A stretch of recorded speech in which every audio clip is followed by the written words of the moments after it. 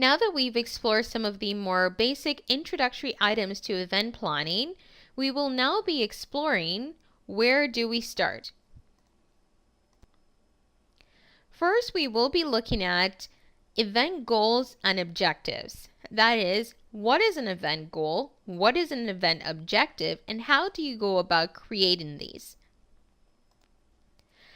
A goal is what the event intends to achieve or create in the long term. This is a generic action that may be measurable or tangible. For example, a company hosting a corporate retreat to encourage employee retention and foster a happier work environment. This is something that you may be able to measure in the long run by looking at your employee retention rate after this event.